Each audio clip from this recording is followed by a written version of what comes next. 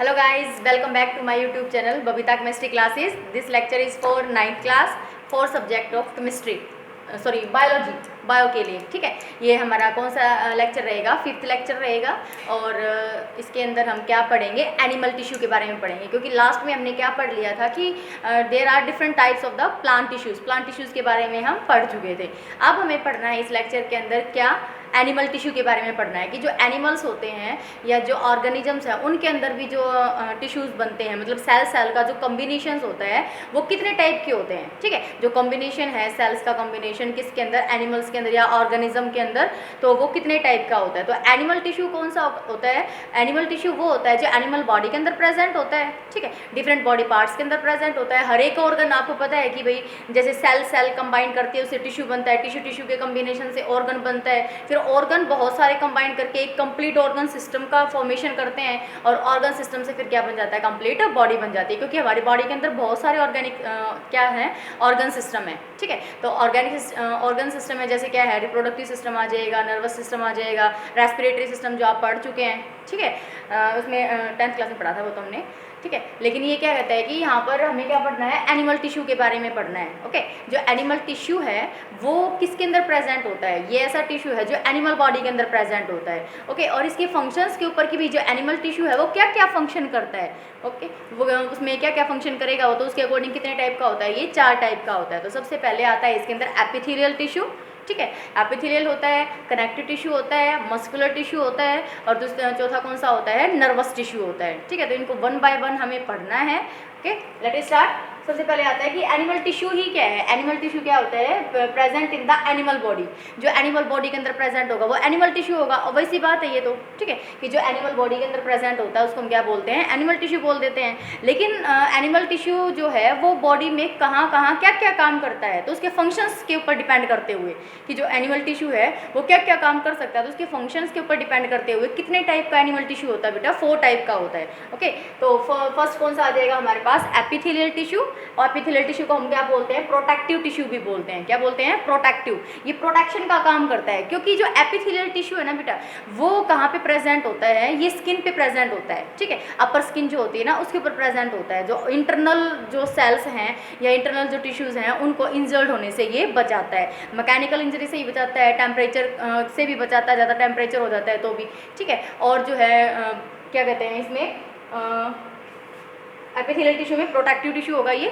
ठीक है, क्योंकि स्किन के कहाँ पे प्रेजेंट होता है? ये अपर पार्ट के ऊपर प्रेजेंट होता है। दूसरा क्या है? दूसरा कौन सा होता है? Connective tissue. Okay, connective tissue को हम क्या बोलते हैं? पैकिंग टिश्यू भी बोलते हैं। थर्ड कौन सा आता है? Muscular tissue. मस्कुलर टिश्यू कैसा होता है? कॉन्ट्रैक्टाइल। हमारी मसल्स जो है वो कॉन्ट्रैक्ट भी करती हैं और रिलैक्स भी करती हैं ना। ठीक है, तो मसल्स के अंदर जो टिश्यू प्रेजेंट होता है उसको हम क्या बोलते हैं? मस्कुलर टिश्यू या फिर कॉन्ट्रैक्टाइल। ओके, कॉन्ट्रैक्टाइल मैंने लिखा हुआ है क्लास में। फिर आता है नर्वस टिश्यू, जो किसका काम करता है? कोऑर्डिनेटिंग टिश्यू है। ये कोऑर्डिनेटिंग टिश्यू है। कोऑर्डिनेटिंग का मतलब क्या होता है? एक चीज़ को दूसरी चीज़ के साथ कोऑर्डिनेट करके रखना, जोड़ना। ठीक है, तो नर्वस सिस्टम से रिलेटेड जो भी टिश्यू होगा उसको हम क्या बोलेंगे? नर्वस टिश्यू बोलते हैं, या फिर उसको और क्या बोला जाता है? कोऑर्डिनेटिंग टिश्यू भी बोला जाता है। ओके, तो ये तो क्या थे? टाइप्स थे हमारे किसके? एनिमल टिश्यू के। किसके ऊपर डिपेंड करते हुए? उनके फंक्शंस के ऊपर डिपेंड करते हुए कि वो कितने टाइप के फंक्शंस कर सकते हैं और कैसे फंक्शंस कर सकते हैं, उसके अकॉर्डिंग इनको 4 कैटेगरी के अंदर डिवाइड कर दिया है। ओके, तो फर्स्ट कौन सा है हमारे पास? एपिथेलियल टिश्यू को लेकर चलेंगे हम, 1 बाय 1 इनको स्टडी करेंगे। सबसे पहले आता है एपिथेलियल टिश्यू। तो मैंने आपको जैसा कि बताया कि जो ये एपिथेलियल टिश्यू है ये कहाँ पे प्रेजेंट होता है? इंटरनल और एक्सटर्नल सरफेस के ऊपर प्रेजेंट होता है। ठीक है, इंटरनल और एक्सटर्नल सरफेस। ओके, जैसे ये चीज़ है, इसका आउटर सरफेस तो ये हो गया, एक्सटर्नल सरफेस ये है, इसके अंदर वाली जो लेयर होती है ना वहाँ पे उसके ऊपर भी प्रेजेंट होता है। हमारी स्किन में होता है ना, जैसे स्किन के ऊपर भी प्रेजेंट होगा और स्किन की जो नीचे वाली लेयर होगी उसके ऊपर भी प्रेजेंट होता है। तो इंटरनली और एक्सटर्नली सरफेस के ऊपर प्रेजेंट होता है कौन? Epithelial tissue. उसको हम क्या बोलते हैं? Epithelial tissue. तो ये कवर कर रहा है ना जो अंदर वाले जो डिफरेंट डेलिशियस ऑर्गन्स हैं या फिर जो डेलिशियस टिश्यूज और रह जाते हैं अंदर की साइड, उनको ये क्या कर रहा है? प्रोटेक्ट कर रहा है, कवर कर रहा है। ठीक है, तो इसको कवरिंग टिश्यू भी बोलते हैं। क्या बोलते हैं? Covering tissue. ओके, तो present on the internal and external surfaces. Next आता है of the body, so also known as the covering tissue. इसको हम कवरिंग टिश्यू भी बोलते हैं, क्योंकि एक्सटर्नली और इंटरनली ये सरफेस के ऊपर प्रेजेंट होता है, जो कवर करके रखता है बहुत सारे डेलिशियस ऑर्गन्स को। ठीक है, नेक्स्ट आता है फिर हमारे पास लोकेशन, कहाँ पे प्रेजेंट होगा ये? It occurs as a protective covering all over the body. पूरी बॉडी पे प्रोटेक्टिव कवरिंग के फॉर्म में ये प्रेजेंट होता है। सबसे बाहर वाली जो लेयर होती है वो एपिथेलियल की ही होती है। अब सबसे बाहर वाली जो लेयर है वो हमारे इंटरनली जितनी भी सेल्स हैं, ऑर्गन्स हैं या टिश्यूज़ हैं, उन सभी को प्रोटेक्ट करके रखती है, ठीक है। तो कवरिंग का काम कर रही है ये। It lines the buccal cavity, buccal cavity है उसकी लाइन बनाता है ये फेरिंग्स, इसोफेगस, मतलब हर एक बॉडी ऑर्गन का जो भी बॉडी के अंदर ऑर्गन्स प्रेजेंट है ना, उनकी क्या बनाता है ये, क्या फॉर्मेशन करता है ये लाइनिंग, ठीक है। सबसे ऊपर वाली जो लाइनिंग होती है, सबसे ऊपर वाला जो सरफेस होता है वो किसका होता है, एपिथेलियल टिश्यू का ही होता है, ठीक है। वो इसोफेगस हो, इसोफेगस क्या होती है बेटा, फूड पाइप, ठीक है। स्टमक है, नोज है और ब्लड वेसल्स हैं, सभी की क्या बनाता है ये अपर जो ऊपर वाला सरफेस होता है वो फॉर्म करता है कौन, एपिथेलियल टिश्यू, हर एक ऑर्गन के लिए। तो बॉडी का कोई भी ऑर्गन है, ठीक है, बॉडी का कोई भी ऑर्गन है, उसकी जो सबसे बाहर वाली जो लेयर होती है वो किसकी बनी हुई होती है बेटा, एपिथेलियल टिश्यू की बनी हुई होती है। नेक्स्ट आता फिर इसका कैरेक्टर्स, इसके कैरेक्टर्स क्या रहेंगे, इसकी जो सेल्स होती हैं वो क्लोजली पैक्ड होती हैं, ओके। कैसी होती है, क्लोजली पैक्ड होती है। एक सेल जो होती है, दूसरी सेल, दो सेल्स हैं, उनके बीच में जो स्पेस होता है वो ना के बराबर होता है, मिनिमम स्पेस होता है, ठीक है। तो वो कैसी होती है, क्लोजली पैक्ड होती है, एक दूसरे के साथ बहुत अच्छे से अटैच्ड होती हैं। Closely packed may be flat भी हो सकती है, क्यूबॉइडल भी हो सकती है, कोई दिक्कत नहीं है इसमें, मे बी फ्लैट और क्यूबॉइडल।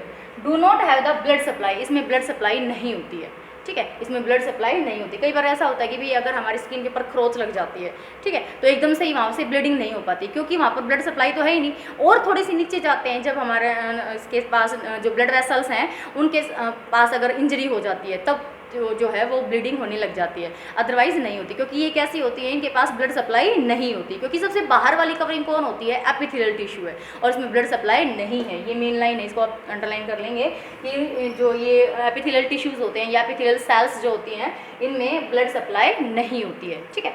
नेक्स्ट है फिर फंक्शंस, क्या काम करते हैं, सबसे मेन काम तो यही कर रहे हैं क्या, कि प्रोटेक्ट कर रहे हैं, जितने भी अपने बॉडी ऑर्गन्स हैं तो उनको प्रोटेक्ट करते हैं, ठीक है। इंटरनली जितनी भी सेल्स हैं या टिश्यूज़ हैं, ऑर्गन्स हैं, उनको यही प्रोटेक्ट करता है कौन, एपिथेलियल टिश्यू।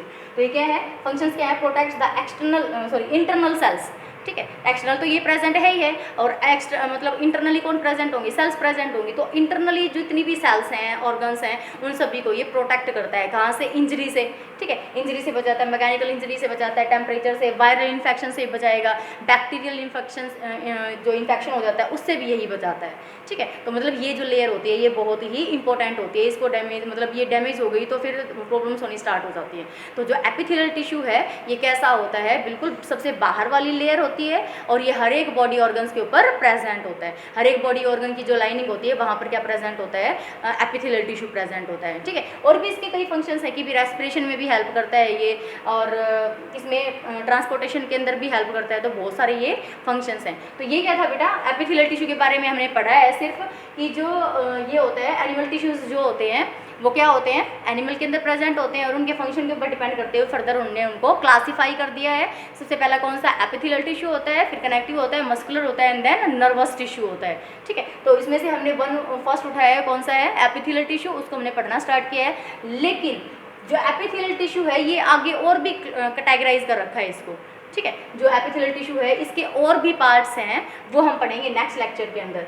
ये कहता है कि एपिथेलियल टिश्यू, अब देखो यहाँ पे एपिथेलियल टिश्यू कहाँ पे प्रेजेंट होता है, इंटरनली और एक्सटर्नली प्रेजेंट होता है सरफेसेस के ऊपर, इसीलिए इसको क्या बोलते हैं हम, कवरिंग टिश्यू भी बोलते हैं, ठीक है। क्योंकि ये क्या करता है, कवर करके रखता है, हर एक चीज़ को ढक के रखता है। सबसे बाहर वाली लेयर है तो इसका मतलब अंदर वाली जितनी भी ऑर्गन्स हैं, सेल्स हैं, उनको प्रोटेक्ट ही कर रहा है, इसलिए इसको क्या नाम दिया गया है, कवरिंग टिश्यू भी बोलते हैं इसको, ठीक है। और जो लोकेशन है कहाँ पे प्रेजेंट होगी है, all over the body parts, ठीक है। जितनी भी बॉडी पार्ट्स हैं या जितने भी बॉडी ऑर्गन्स हैं सभी के ऊपर ये प्रेजेंट होती है, हर एक की लाइनिंग बनाती है, इसोफेगस है, स्टमक है, नोज है, ठीक है। और जब ब्लड वेसल्स हैं उनकी ये लाइनिंग फॉर्म करती है।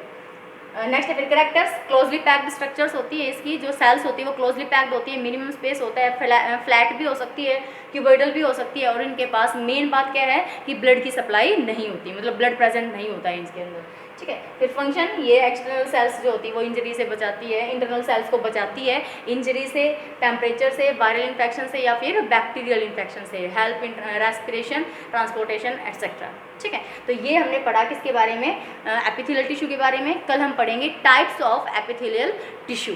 Okay, thank you.